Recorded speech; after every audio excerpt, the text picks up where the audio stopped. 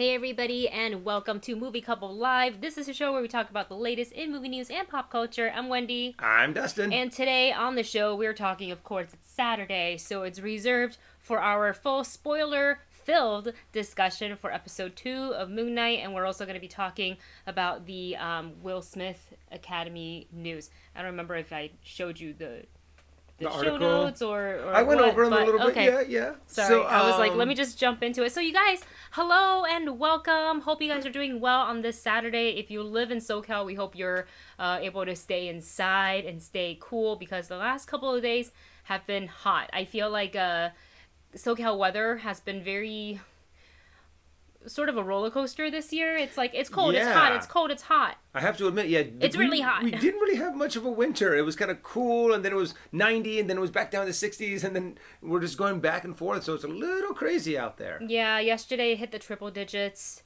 In March, in April, in the spring, they said, summer? Who? We don't know her. Or sorry, spring. Who? Spring, we don't know her. spring. We don't really have seasons here in California. We just have summer, and then maybe less summer. Exactly. So, but we do have a lot of people in the comments that Hi. are loving your jacket, baby. Okay, so I'm wearing this jacket because I wanted to, one, it's really cool looking, so I wanted to kind of wear it on the show because I wanted to wear it. So this is, let's see, Starju says, cool U.S. jacket. Ashley says, Debbie says, love the jacket. And Leo says, okay, America Chavez. And that is correct. So yesterday, if you guys follow me on my socials, on Instagram, on Twitter. I don't think I posted anything here on YouTube, but I think I posted on Discord. I hosted my very first Her Universe HU Live, which is like a new shopping live show. And I got to introduce and showcase their brand new collection featuring Doctor Strange in the Multiverse of Madness. And this is one of the pieces. So yes, this is the America Chavez jacket. We've got obviously the Sanctum Sanctorum symbol right here. We've got the red and white stripes, and they wrap on the inside as well. And then we got the star and stripe on the right sleeve, but this one has the flame. This one doesn't have the flame. And because she's an LGBTQ plus character, we've got the pride flag right here. And of course, wait, hold on. Can they see this? Yes, they can. The star, baby. I have to admit, this is a cool really jacket. cool jacket. And I have to admit, I'm also a little jealous of all of the cool stuff that Wendy got to show off on this show. And you did an amazing job. Do you guys want to see some of the stuff from the collection? Should I show them? I'm sure that they would love to see some of this. Honestly, this is all of this stuff that Her Universe is coming out with. I am a little jealous because a part of me is kind of like, oh, I wish they had like a man's version of this, or especially like Wendy has this really cool dress that is Doctor Strange themed, and it is awesome. I'm like, I want something like this. They do have something that is in our universe, which is their unisex/men's fit. Ooh. So this one is Dustin's. This is for to me. wear it. I get the long sleeves, and I love all of the symbols on the side. Hold on a second. Let me see if I can get... Can you hold down the sleeve? There we go, just so I can kind of go like that. So yeah, we have the magical shields that we always see Doctor Strange and Wong, when they power up their magic. We have the Eye of Agamotto, and then another mystical magical shield. And then we have nothing on this sleeve. And then the Sanctum Sanctorum symbol here. Yeah, Wendy knows all the stuff about this stuff, about the clothing, because she just did an hour-long show about it. Yes, it wasn't meant to be an hour. We went 51 minutes.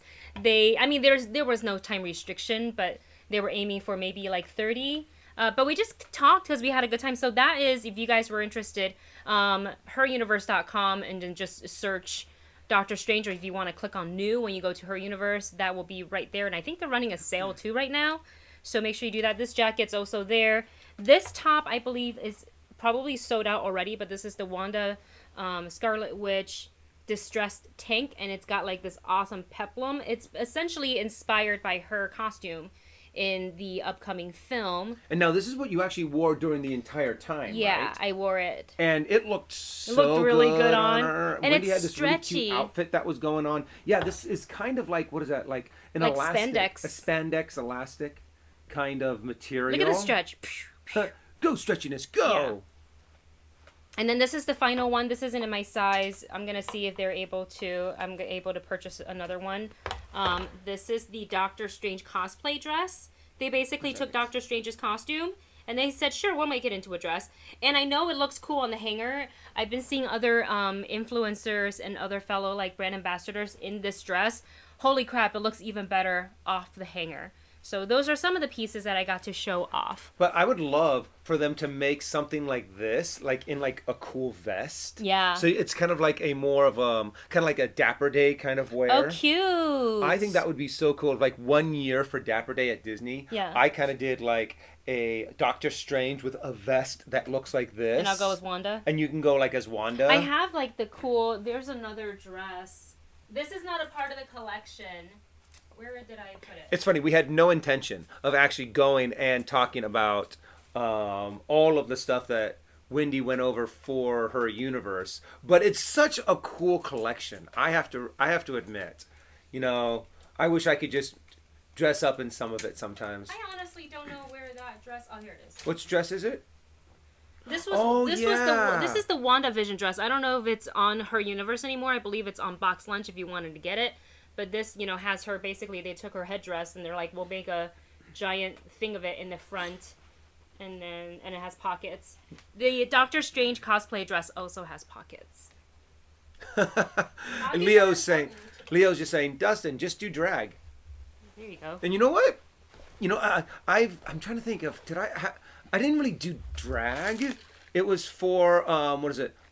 I was a part of a pirate household for the SCA for a while, and for my, what is that, when you become a member of something? When they haze you? Yeah, they made me dress up in drag.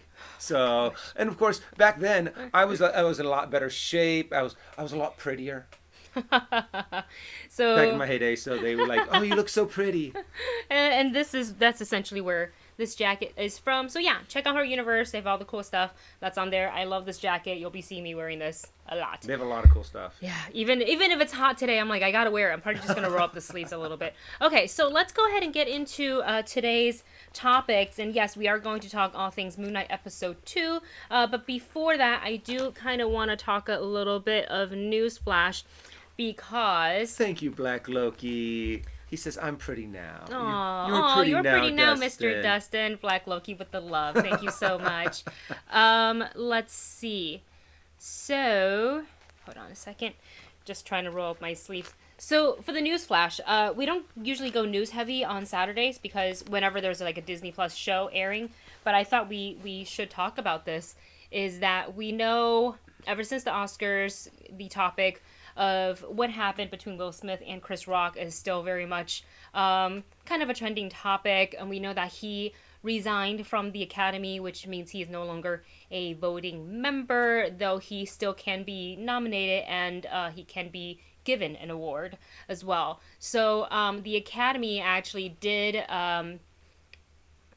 come down with, I guess, like a quote-unquote punishment or like, you know, consequences of his actions, and they banned Will Smith from the Academy, which means he cannot attend the Oscars. He can be nominated, he can still win, but he cannot go and accept the award in person.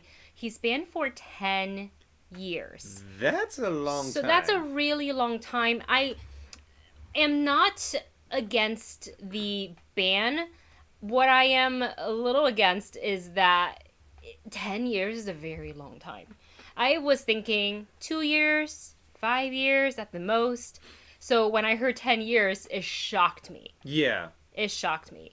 And I have to admit, though, this is also one of those things that I'm pretty sure maybe after like 3 or 4 years, if Will Smith wanted to, he could probably make an appeal to the Academy and be like, hey, I've been on good behavior, kind of a thing. I honestly don't think he cares that much because he resigned already. Yeah, true. You know, and it just 10 years is a really long time, and by then, who knows, like the governors of the academy may have changed out by then. Yeah. As well. So we'll see how it goes. But look, I'm all for, facing the consequences of your action. There definitely needed to be some kind of punishment. I just didn't think 10 years. And Roka and I were talking about this yesterday on the show, the John and Wendy show. And it's interesting how when in the beginning, let's take Weinstein for an example. When all that came out, it wasn't like within like a week right away. It took a little while. I believe now he is permabanned. Well, yeah, because he's in jail, too. But not that like he'd want to show up. I don't think people would want to really want to be around that type of a person, regardless. But I feel like this is more of the Academy overcorrecting for what they didn't do during the live show than, so they just went extra harsh. And I believe now, I wouldn't be surprised if now what they're going to start doing is having at least one or two guys in black suits kind of standing there or being somewhere to where they could be like, there's someone who's coming up on the stage who's not supposed to. They're going to intercept and be like, no, you're not allowed to go any further. Yeah. So I'm wondering if they're going to start having some kind of, audience precaution. Well, here's the thing is that, I am not for how the Academy handled it because I think they didn't handle it well, but it's also a live show and you can't predict these things. There's a lot of security around the Academy, not just because the type of people that are attending and the people are important, but think of, on a superficial level, on a material level, the dresses that the celebrities are wearing, the jewelry that they're wearing. Yes. Sometimes the jewelries that the celebrities are wearing comes with their own security guards. So you believe me, there is tons, that place is on lockdown, okay, during the Academy. So for something like this to happen, it is really, really rare. I don't believe it's happened before unless it's like a planned bit. And that's why maybe the producers, did they come up with something that we didn't know about, which is sometimes possible. Sometimes improv goes a little too far, but obviously this was not improv. So, and there also is, a lot of people in the chat are saying this is 10 years is way too long. It's kind of an appropriate punishment, but the length of time is just a little. It's really, really. It's long. A little over the top. I still think that give it 4 years, give it a few years, and they're going to be like, hey, you know what? It's not that big of a deal anymore. And who's to know that if he'll even go back? Yeah, true. He'll want to go back. Be like, you know what? I don't want to be involved in this. Yeah. So, and he's got his Academy Award. He's gotten a whole bunch. A lot of his projects that he's been involved in has also been canceled. So this could, it's not like he really needs to do anymore. This guy, Will Smith has had a big career, has had a successful career, has had a really good career too, Besides this last couple of weeks, there hasn't been much drama with him. So I could really much see Will Smith being like, you know what? I'm done. I'm done doing what I need to do. I've made a big, back when he was it just the Fresh Prince? Who ever thought that Will Smith would make it this big? Remember before Fresh Prince of Bel-Air? Yeah, I remember in the reunion, and they showed that in the very beginning when Will was just starting to do acting, he learned the whole script, which means he didn't learn just his lines. He also learned the other actors' lines, and he would mouth along with them, which that's a whole feat in itself to memorize an entire script of a sitcom. I think, was it multicam or single cam? It was multicam. It was multicam? Well, at least I know normally on sitcoms they have true. 3 different angles. Rewrites happen daily on sitcoms, and there's also a lot of improv. If you watch Friends, there's a lot of improv.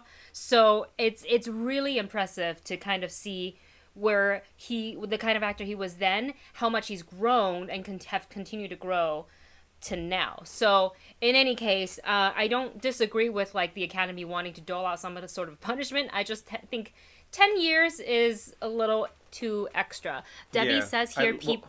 Go ahead. What you were talking about, the fact that he would also mouth their lines. So and he they're would know stop saying my lines! It's a little distracting because your acting is about reacting.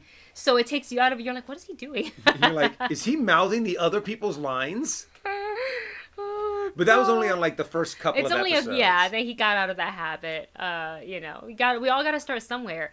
Debbie says people have been saying he should give back the award to restore the honor. If Will Smith should give the award back, so should Harvey Weinstein and Sidney Pollack. Oh, definitely people. They still have all of their Oscars. People like Harvey Weinstein. Some way worse things than slap a person. They shouldn't. Way worse. Have to give it back. It should just be taken back. If you are in prison for something like what Harvey Weinstein did, yeah, they're like, you know what?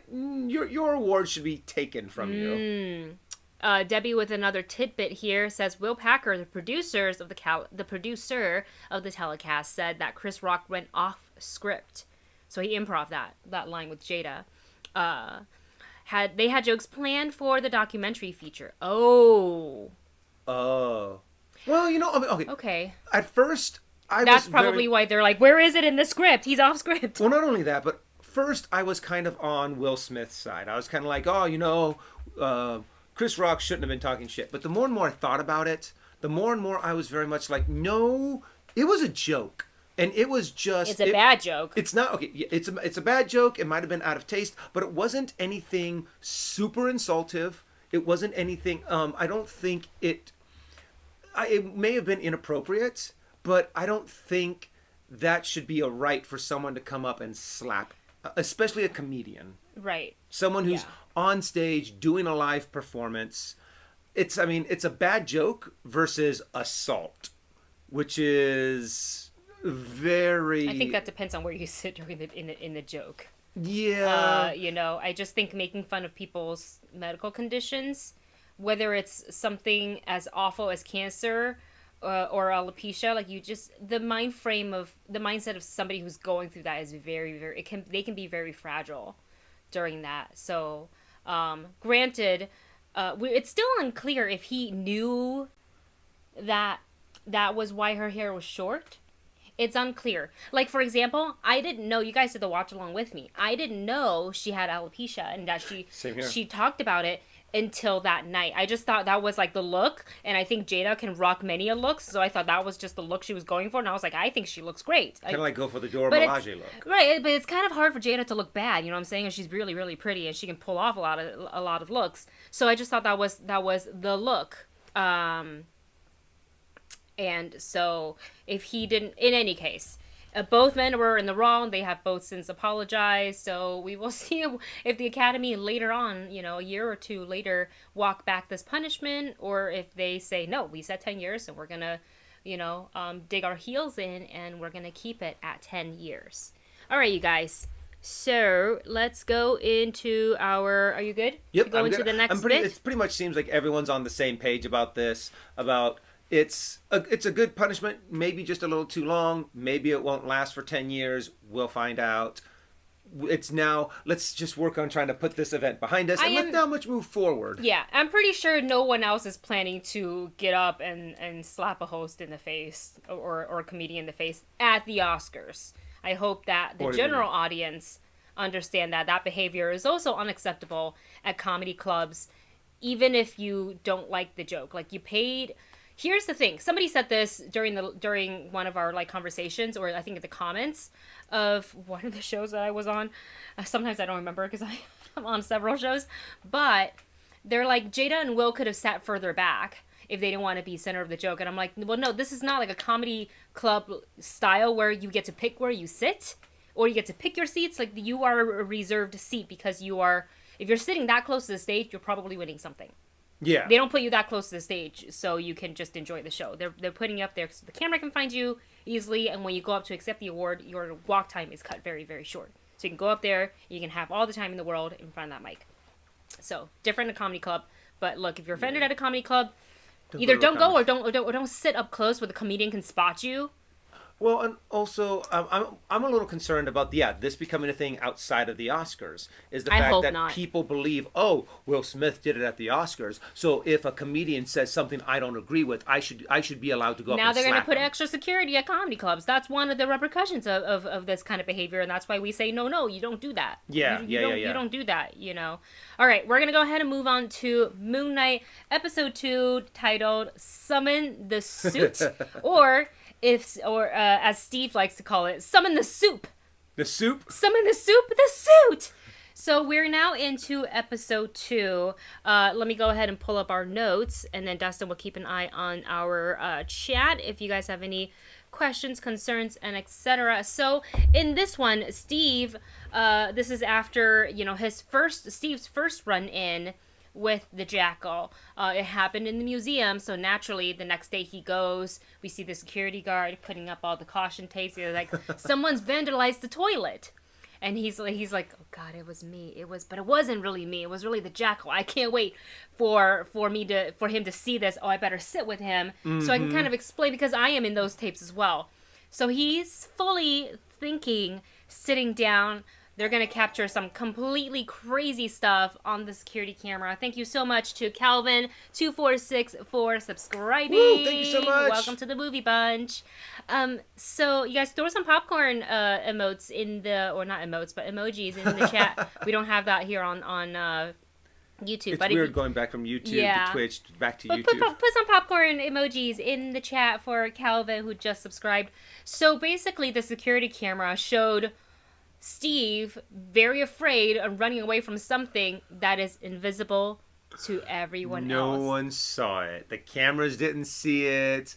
The security, I can't remember what the security guard's name was. I can't remember either. But I'm like, I feel so bad too, because Steve never gets any respect. Poor Steve, Steve, fact man. that he's like, no, it was there. I saw it. And then I loved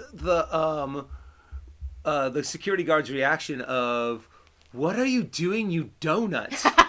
Who calls someone a donut? There's so many quotable things from the show itself that I feel like I want them on a t-shirt. I want a summon the soup. I want let us get us. Let us get us. I want don't be a donut. What are you doing, you donut? What are you doing, you donut? Maybe could we do that for merch? I think we could. I think that'd be really funny. What are you doing, you donut? Okay, maybe we'll think about it, because I know people have been asking for merch and we literally have no merch. I love Which Debbie's. one?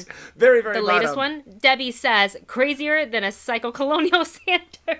That's a great quote. See? There's so many. I mean, he's like, Steve, what is this? What are we wearing? Oh, I look man. pretty sharp. Kelvin says, in England, we call people donuts a lot. Oh! I had a feeling that it was, very much an English And a British slang. thing.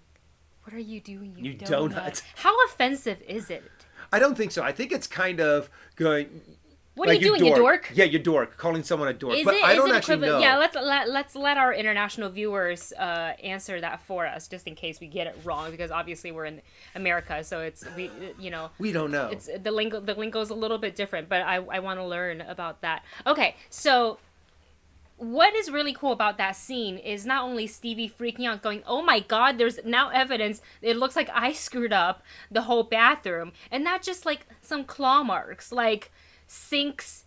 Just a human could not do this. Yeah. But when he comes out and he stares directly into the security camera, and he's like, "Oh, that's you right there," says the security guard. And he's like, "That's not me." And the intent and the person, even though it looks the same, it is definitely not Steve. That is 100% Mark Spector. I don't know how Oscar Isaac does it, but just the way it looks like the way he holds his face. I know that's a weird way of saying it, but his face looks different, where, what's his name? Steven looks a little bit more elongated, a little bit thinner, and a little bit more dorkier. But when he starts talking as Mark, it seems like his face becomes a little bit more, I don't know how to say it, like a little bit less long. Yeah. And a little bit more round, so it looks a little bit more muscular.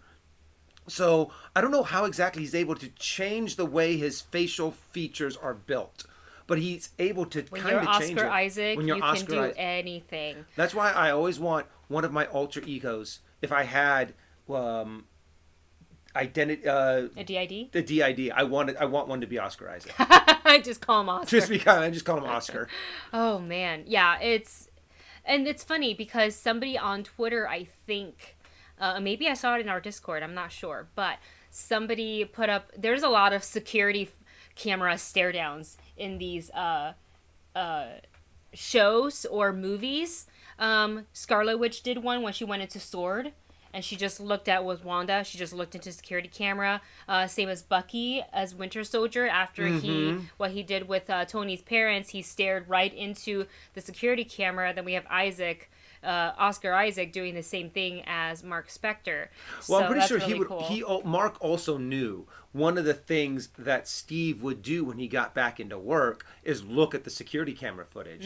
So he's kind of sending a message to Steven saying, "Hey, this isn't you." Yes, and we have some more quotes here. So we have some clarification here. Kelvin says, in England, we call people donuts a lot. And then later on, he says, it is used to call someone stupid or foolish. So it's kind of being like, hey, you dum-dum. Yeah. Okay, donut. A donut. I want to call people that. I think I'm going to use... I want to start... I want that to come to America more often, calling people donuts. Other quotes from the show that we want to see on a t-shirt. Float like a butterfly, sting like a bee. My name is Stevie. What the V?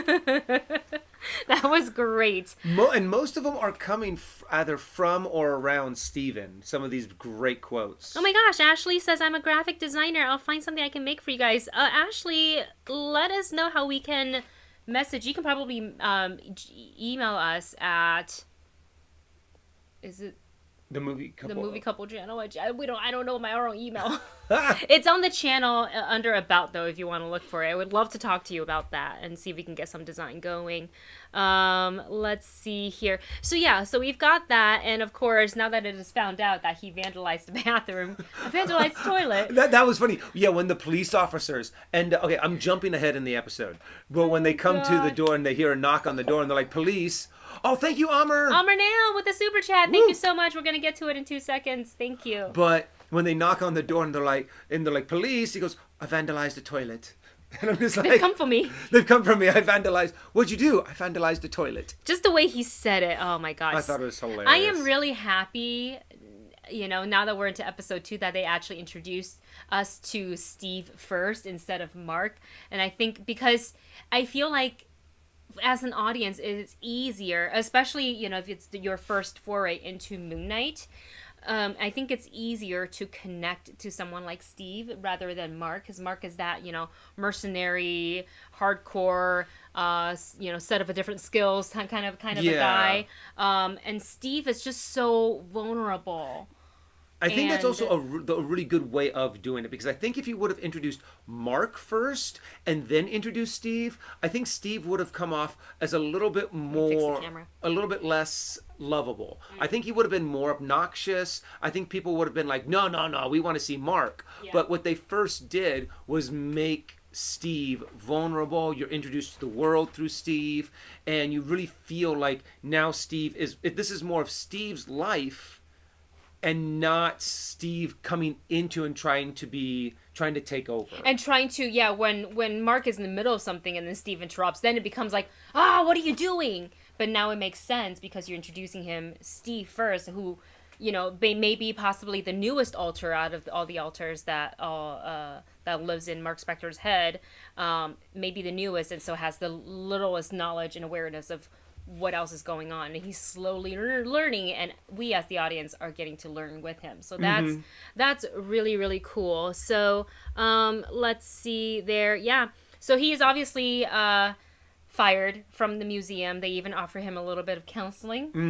Here, go and look up these people, they can help you. I think this show, they do a lot of really subtle nods to the DID when they asked him to turn in his name badge, and then they had that glass table that he was sitting on, so they've kind of played with the reflection, the upside down, the inverted, and all that stuff, and as he gives back his name, that just kind of a little hint at am I me or who am I? Or am I not Steve? I think I'm Steve. And I think that's going to be really heartbreaking because I don't know if Steve is the original. I think Mark is. I think Mark is the main, the host, and then the alters are, we think, according to the comics, obviously Steve, and I think Jacob or Jake is the other one that we have yet to meet. Okay. But that's based on the comics. I guess there is a little evidence that there is a third personality. Because a lot of why would Mark ask out that one girl if he's technically married. Yes, Mark himself, you're right. Mark himself would not have actually I don't think Mark would have done that. And Steve didn't know about it. And also, there are multiple scenes when you're having these flashes in the bathroom, in the mirrors and reflections, you actually see 3 faces. So I guess it could refer to Kansu. Yeah, But I think it really shows that there's actually 3 different personalities, and one of them we Yes. just haven't been introduced to yet. Yes. So I'm curious on whether or not they're going to show that in the next couple of episodes, or when they're going to, or if they're going to reveal a third personality. I think they will. I mean, we're on episode 2. We got 4 more, so they definitely have more than enough time to introduce the third personality if they choose to go there. Let's go ahead and get to that super chat by Yeah. Amr. Amr writes, apparently, not a single scene was shot in London. Oh, Wagwayne. Well, I mean, What is that? What's that word? Wagwayne? Yeah. I am not 100% You guys sure. let us know. Did we just say a bad word? Hold on, I It gotta could- look it up. What if I did? Ah, Now you got to be like, what does that word mean? I'm sorry. But honestly, when you really look at the shots, there's no shots that have to have been shot in London.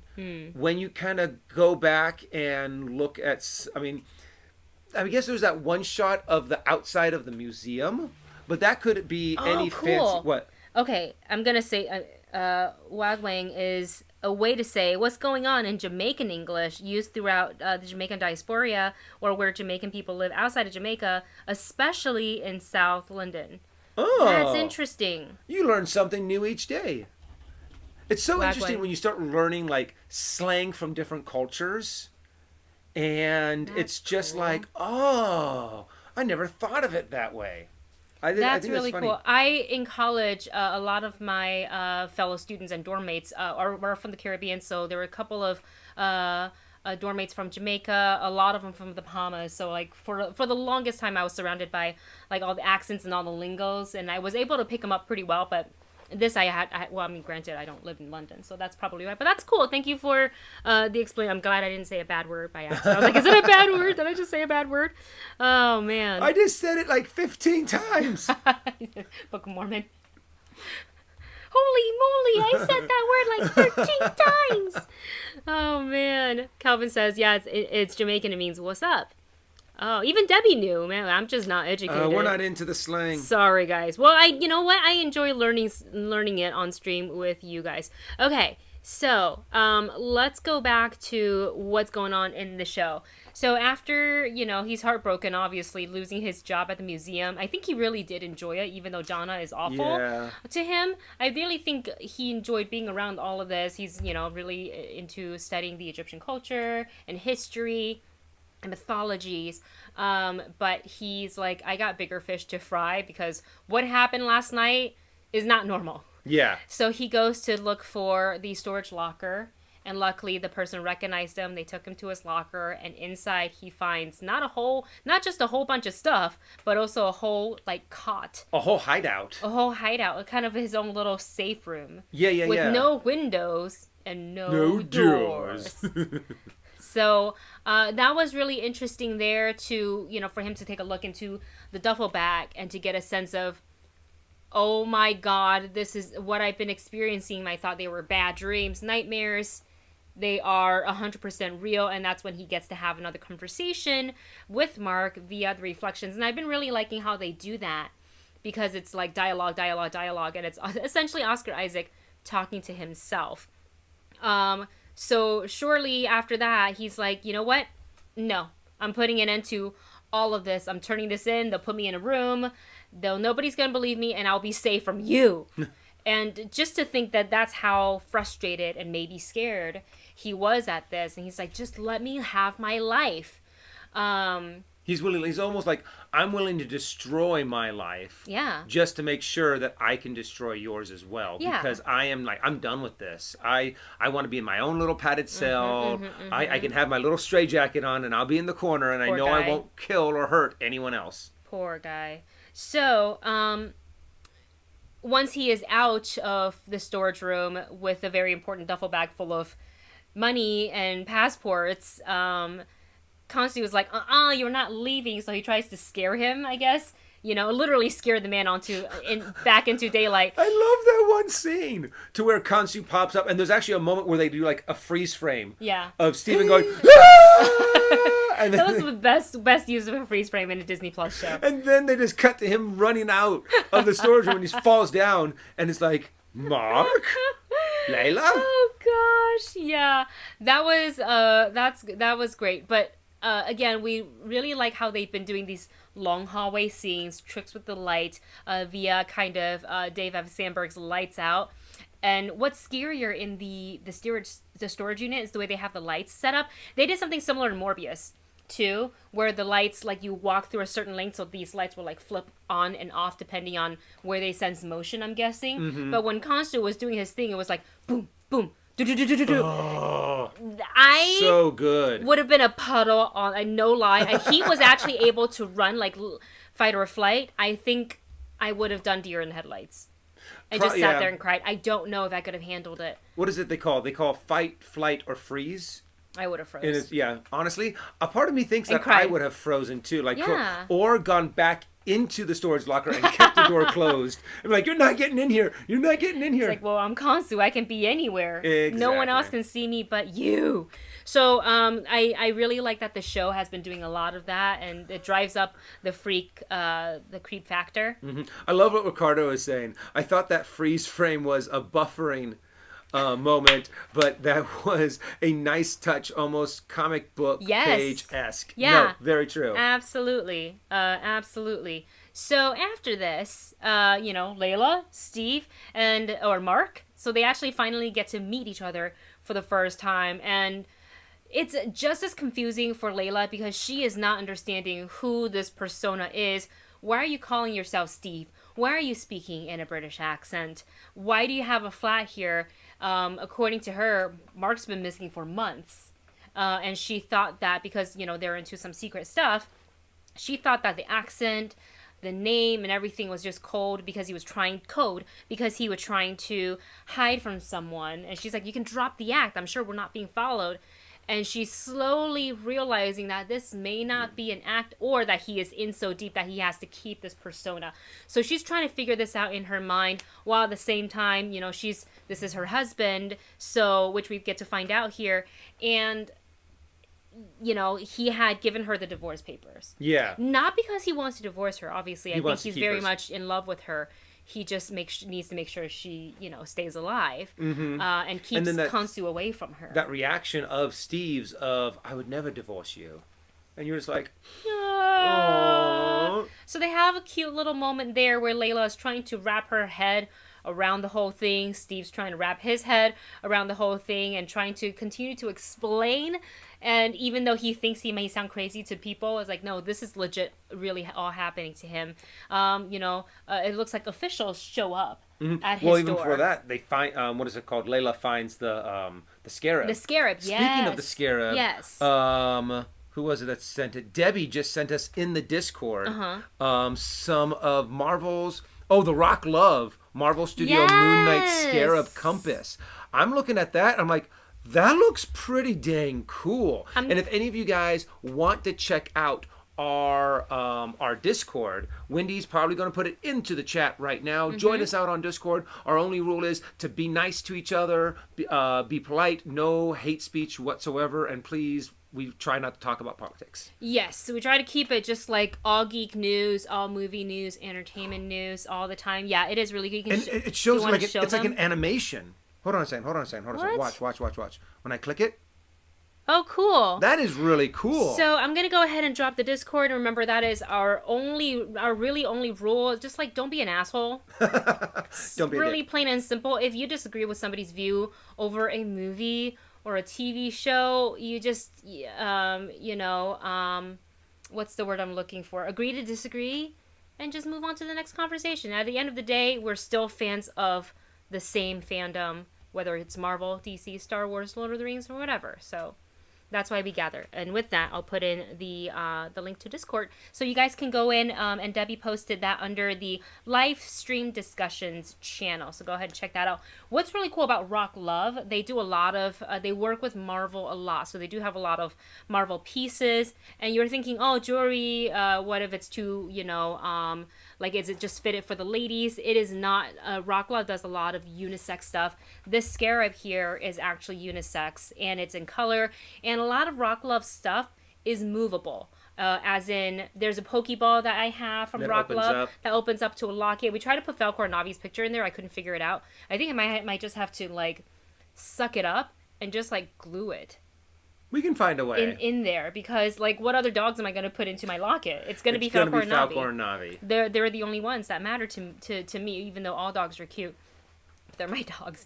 So, but yeah, the Pokeball opens and closes. I have, like, a Cricky from Mulan in the little cage, and the cage door opens and closes. So a lot, not all, but a lot of Rock Love stuff moves, and that's really cool. And everything is super comfortable to wear, very detailed. Really, really fantastic material. Yeah, Wendy knows because she has a good couple pieces from the collection. Yeah, I will actually put myself on a no-buy from Rock Love for a little bit because I'm sure they're coming out with really awesome stuff. They actually have a Wanda Scarlet Witch necklace and ring. It's based after her tiara, so like those are really cool. I think the rose gold already sold out, so I think all that's left is silver. Any case, it's there if you guys want to check it out. What is it? And so what is it called? Layla finds the scarab, questions him about it. It's like, what's going on? We've been looking for this. And he's like, take it, it's yours. And that's when you get the knock on the door. I vandalized the toilet. They've come for me. And of course, she's smart enough to get out of there. And she hops out the window and hides on the side of it. Yeah. Which is really smart. Yeah, absolutely. So, with that, the two officials come in, they take a look at his flat, they question him, and then they're like, you're gonna have to come with us. So he naturally doesn't really resist. He goes with them. He figures he can explain himself out of it. The museum already said that they were just gonna let him go. They're not gonna press charges. But that's not why they're there. Because you find out later, I thought we were going to the police station, and then he adjusts the mirror, and you see the tattoo. Someone else in the chat said they're everywhere. Arthur's cult is everywhere. Yeah. And yeah, they're all over the place. They were at the museum, which makes sense because there's a lot of Egyptian stuff there, so they might need an inn. Or have needed an inn at the museum. You need some people in the police station. You need people who are hooked up for the what is that called? For the police. You mentioned the similarity to as far as like the people, the followers of Arthur are everywhere, similar to It's scary. It's real scary. It's either the crazy octopus weird looking symbol or it's the scale. Like, which one would you want coming after you? Neither would be the answer. Neither. I feel so bad for people that live in the MCU. They have to go through so much stuff. Can I even trust you? Half the population just gets snapped out of existence, and then they come back, and then half of them belong to an evil corporation called Hydra. Another half of them worship this evil entity from Egyptian mythology that will kill you if you ever think of or plan to do anything evil. So it's kind of like, yeah, I think there's a lot of room to be like, you know what, I'm just going to be a hermit in the hills for the rest of my life in the MCU. Yeah, Debbie says it's like the fighters during Falcon and the Winter Soldier. Yeah, that too. They're everywhere. That one whistle and then everybody just like, what is it, the flag... Flag smashers. Yes. I was like, the flag carriers was wrong. Close. You were close. Oh, let's see. Allie asks, what's the timeline of Moon Knight? Is it after the snap or before? Because Fury and Cap Marvel are dealing now with Secret Invasion. There is so much stuff happening. Good question. I would assume it's current. Kind of, you know how like with I almost said with the Legend of Simu Liu, Shang-Chi and the Legend of the Ten Rings, how it does exist after the snap and after the re-snap, I guess, and so after everybody come back, and they don't really heavily address it, but it is. I'm pretty sure you're aware that I think that's where we are at. I think the real question is, does this take place before or after No Way Home? I think that's more of an accurate, closer event in the timeline than, say, any of the snaps. So I'm really curious on if we're going to sooner or later see all of the cracks. Oh my gosh. And then it bamps away. And it won't and then matter to bamps Moon Knight away. because he wouldn't know at this point. Yeah. He has not but officially everyone met sees Peter that in the Parker. world. I mean, everyone saw all of those blue cracks in the sky. Everyone saw a giant... There's now a giant Eternal... Not an Yeah. Eternal... what were they called? The Celestials? Celestials, thank you. A giant celestial Yeah, that's hard coming to out miss. of the ocean. It's pretty much now a small island in the middle of the ocean. That's great with the hand, right? I mean, there's just got to be a lot of people that are just like, nope. I want to get off this planet as soon as possible. Ashley here says Hawkeye is happening at the same time as Nowhere Home, but with the change being implemented, so technically it falls after. Yeah, I think that's a good place to put Moon Knight, and we will see as we go through more episodes in this season and see if they kind of give us a little bit of a hint as to what other events that's occurring at the same time that we get to, they talk about it slightly in the show or not. So once Steve figures out, oh crap, I'm not actually going to the police. Oh crap, these are Arthur's followers, and actually has a conversation with himself again via reflection in the car window, and Arthur kind of over the radio says, oh, I heard everything. And I want to see on the flip side what that looks like to another person observing this. Yeah. Is it Steve talking to himself, but the persona's flipping back and forth, or I think is you it just hear Steve's voice.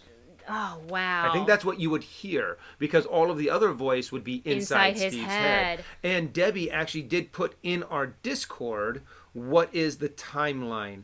When Thank you, does Debbie. Moon Knight take place in the MC timeline? So if you want to keep on talking, I'm going to see if I can read this article. Okay, while we're there, this really doesn't have anything to do with the plot, but there was a part where, Arthur was like, I just want to talk. I just want to figure things out. And he's trying to pacify Steve because Steve is very, very afraid. And Steve also knows that, like, he's literally witnessed Hera or Arthur kill that one lady because of when they were judging her. He's like, you're not a good person, but really, what else can I do? Your followers are everywhere. If I try to run, they're going to catch me again. So I might as well take a walk and check out. So we get to check out this like little village that Arthur and his followers have built for themselves. They are a community of people. It looks like all the food is free. They grow their own food. They have like movie night. They're watching some like nature whale video in the facility there, which is essentially the same place we see Arthur at the opening of the show in episode 1. It's the same place.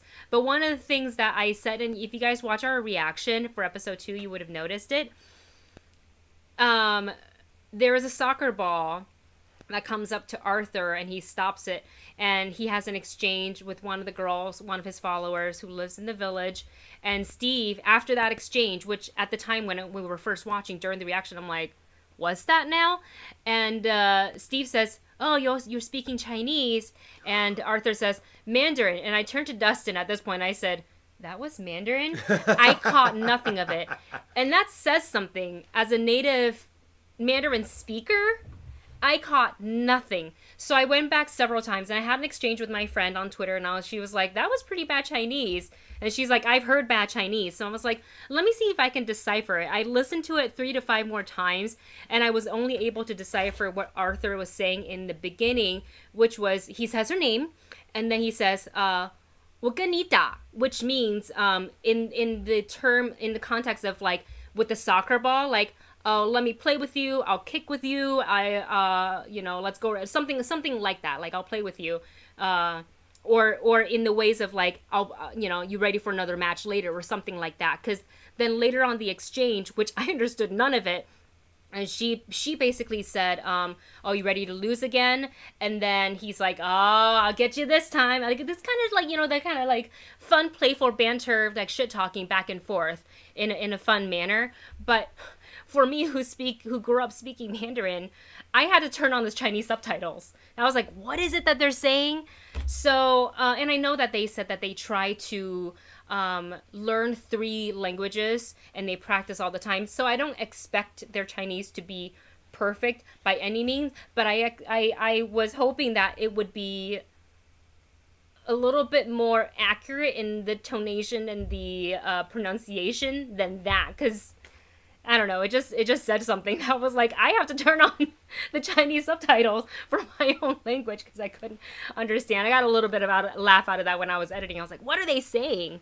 Any case, all right. That has nothing to do with the plot, but that's something that I felt. One of those things that you pick up on that you're just kind of like, what now? One of Marvel's shining moments. No, but it's okay because I guess they, the show is really, really good. This doesn't make me think, oh, the show's terrible because they didn't deliver that. I was just hoping it to be a little bit more finessed. In any case, so they're saying that it takes place around the timeline. Yes, go ahead. The timeline around the time of Hawkeye and Christmas? Spider-Man No Way Home. So it is around the holiday season in 2024. But they can't pinpoint exactly when it is. I think they were saying that it was also like you saw a slight poster for Rogers the Musical somewhere. Nuh-uh.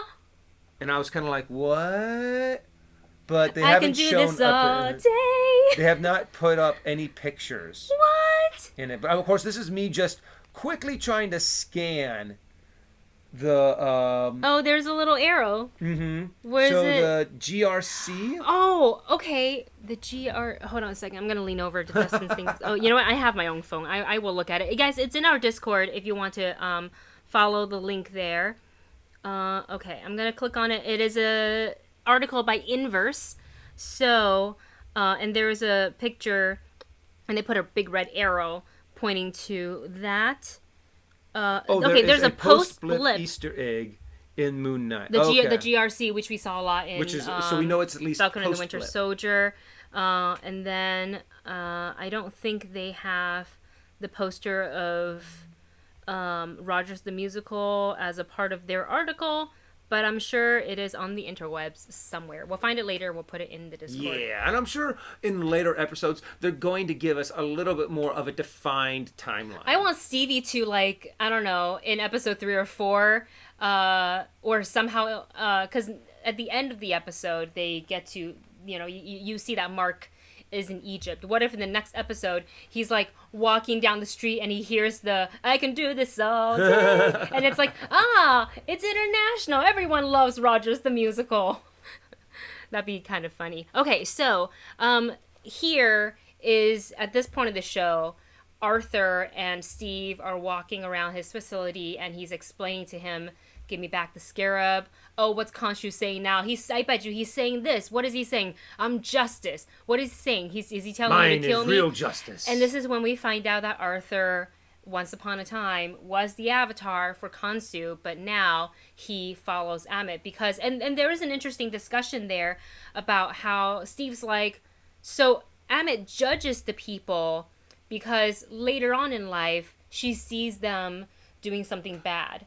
And then he kind of brings up the like he asked I think he asked the question about the newborn. It's like, what if it's a child? And what if all this? And he doesn't deny it. He doesn't. If Amit finds that child does evil, that child would be plucked out by the root, so to speak. Yeah. And he's trying to say he tries to say it in any other way than saying, "Oh yeah, we would kill a baby." Mm-hmm, mm-hmm. So what makes me think is that Amit has some access to the multiverse to be able to see everything that individual has done, will do, or is going to do, kind of a thing. So I feel like sooner or later, and maybe the end of this series, we have some connection to Doctor Strange and the Multiverse of Madness, or some connection to Spider-Man No Way Home, and it's talking about the multiverse. And I love the fact that this is just becoming the big baddie of the new phases of the MCU, to where it's going to all be, everything's going to connect to the multiverse. I will say this, looking at the calendar, there's only 6 episodes of Moon Knight, right? So this past Wednesday, the 6th, was episode 2. So by the time we get to the 4th of May, that will be the finale of Moon Knight. And guess what comes out? Early Thursday morning / Friday, Doctor Strange, so there could be something that leads directly into it, which is because you have a whole theory about that. So that could be very exciting. We could be wrong. We don't know. That's why they're called theories. But that's something to look forward to. I need to start both the finale and what we're going to see in Multiverse of Madness. I need to start writing down my theories because I know some of them have been right and some of them have been really wrong. Like Mephisto all along. Like I thought Mephisto and Nightmare were going to be in WandaVision because I was like, Nightmare is the one who's actually going to be connected to Doctor Strange in the Multiverse of Madness. So maybe they started a little bit of, preemptive storytelling here. Yeah. For spamming in the chat, I'm going to go ahead and take you out. Give me a second. Sorry. 1 sec. That's okay. There we go. Okay, so did I do it? Well, there we go. All right, I got it. Yay! That's a lot of messages. Okay, so a couple of you guys are saying here he survived the snap. He got the passport at December 2018. Oh, ooh, good observation. Good eye on that. Good observation. And then Ali says, what if 5 years ago Mark is just a corpse, like Khonshu said, so he couldn't survive. So he didn't survive the snap because he was already dead. And then Khonshu. Oh. That's very possible. Somebody write this theory down so we can circle back to it later. And then Ricardo says Ahmed may have multiverse precognitive.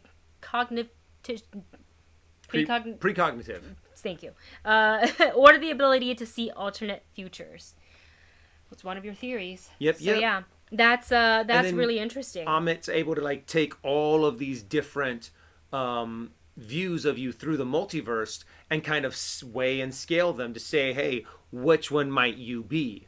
So you never know what's going to happen. Yeah, we will find out. There's just so much this show is giving us and bringing us that I am really surprised they're only giving us 6 episodes. But I assume that Moon Knight will have a much larger role in the rest of the movie portion of the MCU because it is Oscar Isaac. Yeah. So they're not now that they have him under the Marvel contract, they're not just going to keep him on the Disney Plus TV shows. They're building him up so he can be a part of the bigger picture. I hope so. And you know what? That would also be really cool because Moon Knight is more of, well, actually, no. I'm not very well educated, so I guess I'm going to be making a guess. Is that Moon Knight is more of like a street level superhero. That means he pairs up more with like Daredevil, Heroes for Hire. Ooh. He has a lot. He does work a lot with Spider-Man, if I'm not mistaken. And also I need him to meet Deadpool. I need a Mr. Knight Deadpool conversation. That would be really interesting. But of course, first they need to bring Deadpool into the MCU. Yes, that's true. But I can't wait for Deadpool to interact with all of these different characters. All right, we're getting off track here. I'm sorry. A couple more points to go through here for the show. So he disagrees with Ahmed's method. He doesn't want to surrender. I think, right? So he's like, I don't have the scarab. I don't have it. And Arthur's like, don't make me use this. He's got, Ahmed's like cane. And there we obviously see the very distinguished purple magic, which we saw in I think it was No Way Home. The crackle in the sky is purple. I believe Agatha's magic is also purple. So there could be something that's connected here. You guys are saying a lot of that in the chat. And this is basically where Layla shows back up and was like, I got the scarab. I've got the scarab. And this also shows that Layla isn't someone you want to mess with either, because she can very much take care of herself. And, they get another jackal sent after them. And that is some of the best acting in this episode. For one of the examples, for Steve, he's like, I can't do this. I can't. And Layla's like, just summon the suit. Summon the suit. Summon the suit. And he's like, I can't do this. And oh my God, the pipe, ow, that hurts so much. Falls out of the window. That should have been a lot worse. Yeah, and lands the most crisp superhero landing in a crispy white suit, and we are introduced to Mr. Knight. And I think Noah's been putting in the full chat here, the full quote here, so I'm going to try to find it. But back real quick, Ruru2 says, this is a really good theory, is that Moon Knight will probably connect with Blade. Mm-hmm. Because, if I'm not mistaken, they're already prepping Werewolf by Night. Yeah, it's a Halloween special. So, and we know that Moon Knight, know Blade is coming in. So I think in the comics, Blade, the Black Knight, and Moon Knight. Oh my God! I think that would be. Oh my God! I think that would be a good way to kind of bring Blade into it.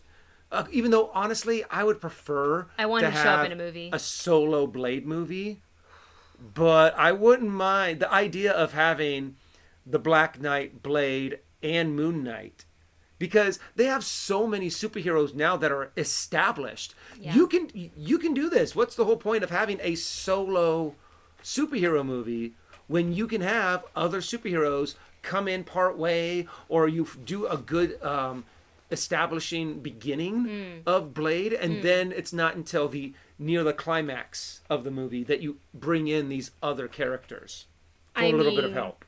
If they want to do both a Blade TV show for Disney Plus as well as a Blade solo movie, I will watch it all because it is Mahershala Ali, and I am such a big fan of his work, and I am so excited that he's going to be Blade. So, Psycho Colonel Sanders. Yeah, here's the full quote as he looks into the mirror. He's like, this suit looks pretty sharp. What is this? And Mark says, yeah, the ceremonial armor from Khonsu's temple, not Psycho Colonel Sanders. So funny. I feel like that was almost, it's either excellent writing by the team of writers at Disney Plus, which I probably think we owe it to the writers for that awesome line, or it could be Oscar Isaac being Oscar Isaac. Yeah. It's because everybody's so talented who's working on this show, so it could be both. But I love that line so much. So we get to see Mr. Knight. We get to see Stevie try to sting like a bee, Stevie with a V, and giving that one powerful punch to the Jackal. But he really is so new to all of this. Doesn't exactly know how to hone his power. Doesn't really exactly. He's just a fancy drunk. Yeah, so he's just a fancy drunk, as being said by one of the onlookers. We also didn't get to see him fight with the little stick things because he's like, "Where's the scarab?" Oh, I got them. What are these sticks? Mm-hmm. So I like them. I like them. You can kind of see him just going, "Yay! Yeah. I can hit someone with these." Yeah. Let me ban this person real quick. Hang on. No problem. Can I not? Here. Let's see what we can do here. There we go. All right. So. Thanks. I think I got it. All right. But yeah, honestly, I love the way that this show is turning out. I love the developments that they're starting to make, and I can't wait to see more of it. Because so he ends up fighting the Jackal. He ends up turning into Moon Knight. Mm-hmm. But the thing is, Steve gave over the body. Yes. To Mark to fight the Jackal. So that means Mark is now in pretty much permanent control of the body. So they're off to, now that they don't have the scarab, they know that Arthur has the scarab, and they're off to Egypt. So that means Moon Knight's off to Egypt. And Layla's probably not too far behind.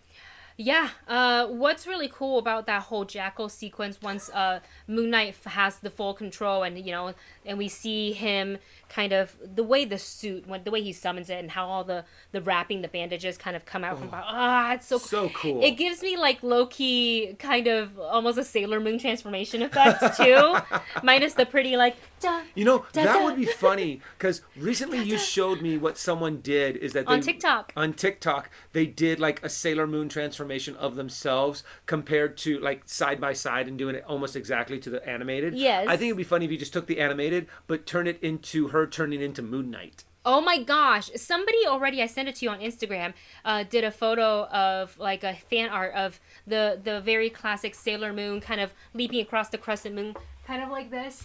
But she's not dressed in her Sailor Moon outfit. She is in the Moon Knight outfit, and it looks really. But she's still got the buns and the pigtails. Looks really, really cool. But I would just want to say, Loki, I want to comment real quick. Black Loki's comment on having to fight the Scooby-Doo's CGI coyote. Yeah, the CGI on the jackal wasn't the best, but everything else was so cool. It's okay I'm fine because with it. they don't stick around long enough. So I'm sure there's other CGI things that are coming that it's going to look really, really good. But yeah, the whole sequence of Moon Knight running from, trying to lead the jackal away from everybody else. I thought that was a really fun, really cool looking sequence, and especially when he impaled him on the thing, and then you have the moon shining down, and then he catches the moonerang instead of the batarang, the moonerang. I thought that was a really cool sequence. Let's see. Here is. I don't know if you can actually see it. You have to maybe bring it up and tilt it down. Too close. Okay, you can't see it. Never mind. No, but it's on our. If you want, go check it out on our Discord. Debbie just posted. Was it Debbie who put it up there? Yes, Debbie just posted it up there. So if you want to see the Moon Knight, Sailor Moon, yes, it's up there. Go ahead and check that out. So yeah, and after this is top-notch acting right here by Oscar Isaac, because he's again talking to a mirror, talking to himself, and really when you do that, I am guessing they maybe have someone feeding him the other side of the script, so he can have something to react to. But that was a lot of emotion, where Steve is like, I don't like this. Give me back the body, and he's like, sorry man, it's mine. And then the act of smashing the mirror and like stomping until the whole thing is smashed. And it's not just frustration at this situation that he's in, but it's everything. It's fulfilling his deal, whatever it may be, with Khonshu, is trying to protect Layla. Is what Steve said to him was really heartbreaking. He goes, I can't keep a job, I can't go on a date, I don't have my life, and it's all because of you, even though you is me, the same person. And it's such a struggle. So I really do like that they're highlighting that, is like these alters don't get to live their full lives either. Only partial of it. No one gets to have a full life, because they're all sharing one body. And Mark's, got to deliver this thing, and hopefully he's got to deal with all of this. Now Layla's a factor. He's been trying to keep her safe. And he's like, now, especially Khonshu at the end says, well, all of this for what? Because now we don't even have the scarab, because it ended in Arthur's hands, who took it from an elderly, maybe a homeless elderly on the streets that he found. And it's interesting because he promised him, it's like, I can give you shelter, food, clothes, but I can't give you this. So the guy gave it to him, but he still kills the guy. Yeah. The guy doesn't know what the scarab is. It didn't even look like he judged him at all. He didn't. He just took it and killed him. And you're like, that's horrible. Yeah. So it just shows, he's evil. Mm-hmm. So with that, we close the show with Mark Spector in Egypt, and I assume then the rest of the season we're probably in Egypt because of all the mythology and the history surrounding Khonshu and Ammit and the rest of the Egyptian gods. So that is, it's a heavy episode at the end. I really, really liked it. I can't wait to see what else they show us in the rest of the season. Let's see what some of you guys are saying in the chat here. Clara says Arthur didn't even use the scales with the cane with the homeless guy. Yeah, he just killed him. And that sucks, So what are you guys hoping to see in the next episode? Let us know in the comments, in the chat. Yeah, especially for those who are actually really well versed in Moon Knight. Any specific episode, any specific characteristics, any specific moments that you're like, I want to see this happen. Mm-hmm. Kind of when I was watching Lord of the Rings, I really wanted this one moment in that Gollum was eating fish, and they're like, anyone who eats from this, takes one of the fish from this holy pool dies. Don't want fish. It's a cute little comedic moment, but yes. I always wanted that to be inside. Yes.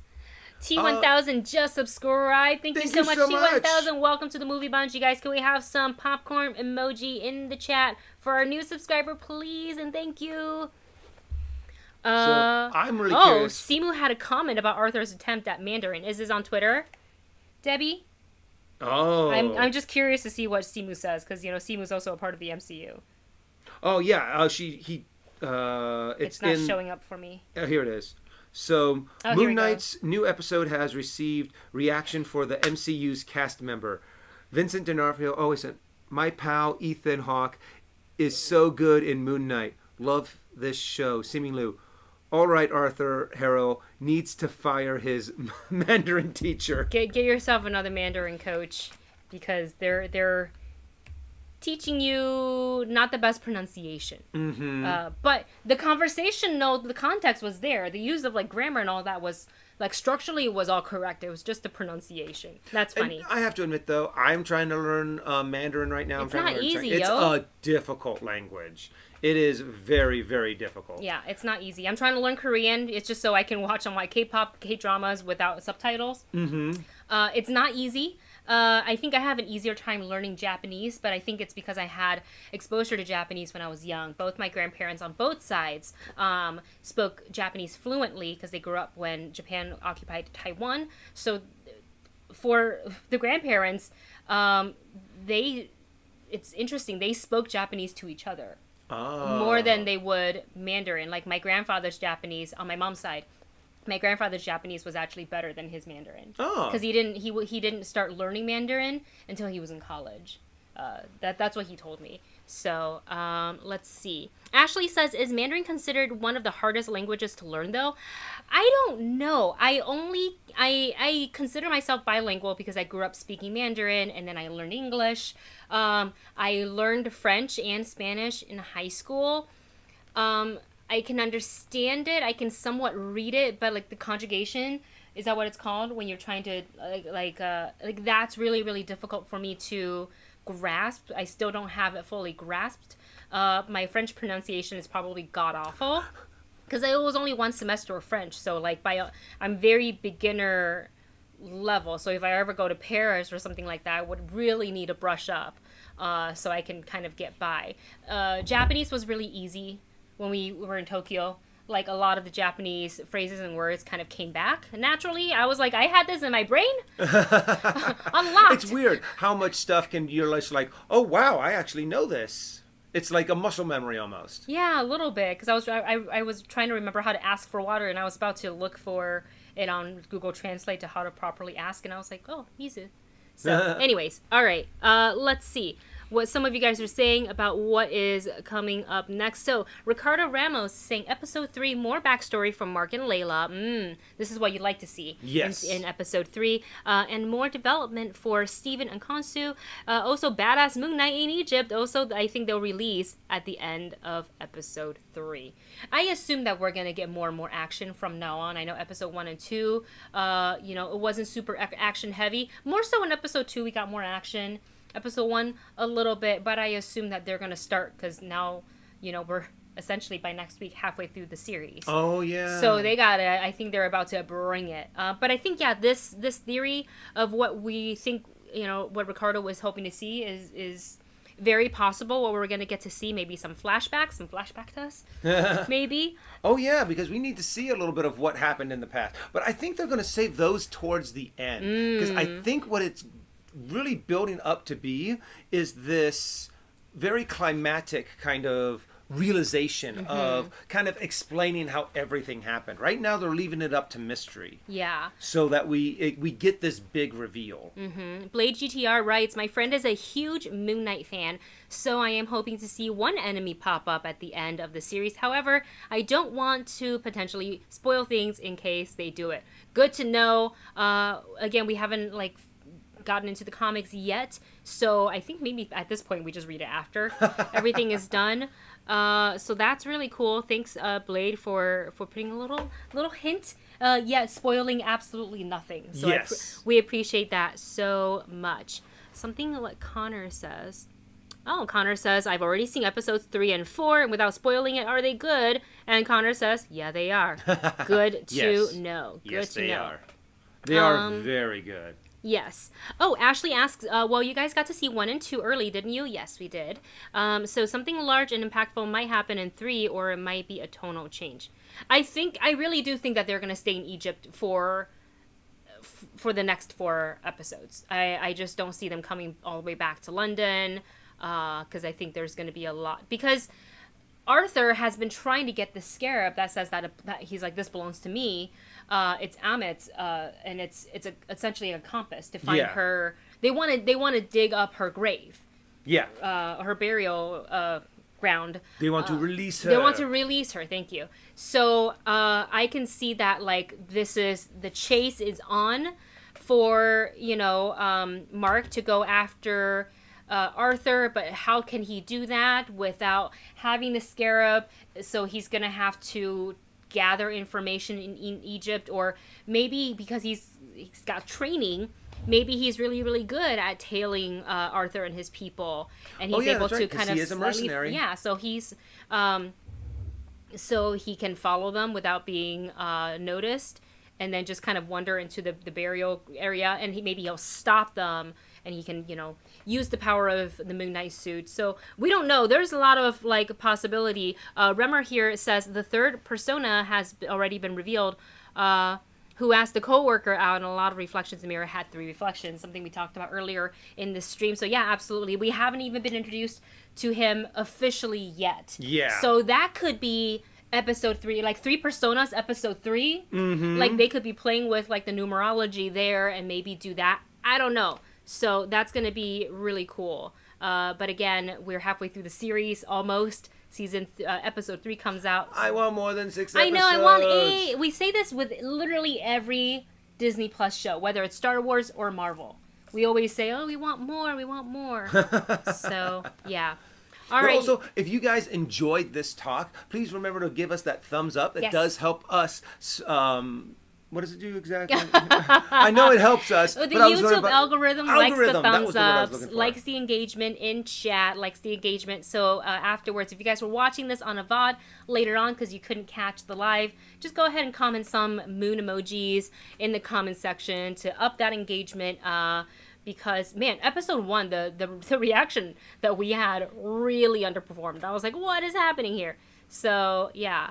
Ruru2 says, does Miss Marvel come out right after Moon Knight? Technically, it is the next Marvel Disney Plus show after Moon Knight, but we're going to get Obi-Wan first. Obi-Wan comes out the 27th, something like that, if Friday. I'm not mistaken, Obi-Wan and the Miss Marvel do kind of overlap, like the last 2 and the first 2 overlap. So it does. Goodbye sleep schedule. There's a lot of stuff that's coming out on Disney Plus. And I wish they would have done it on different days. And I think we might be going to Star Wars Celebration. So I don't know how I'm gonna tackle the Obi-Wan thing, because Celebration is Thursday through Sunday, and Obi-Wan will drop midnight essentially on Thursday.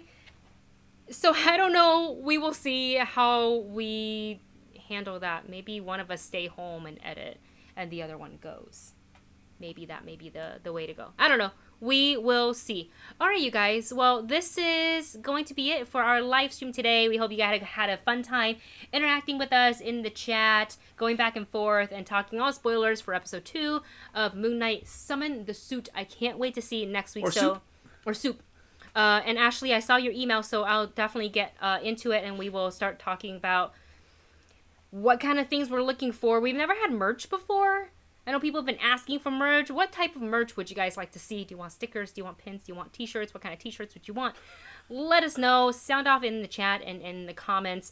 Let's see. What is up next for us? I think we might do something.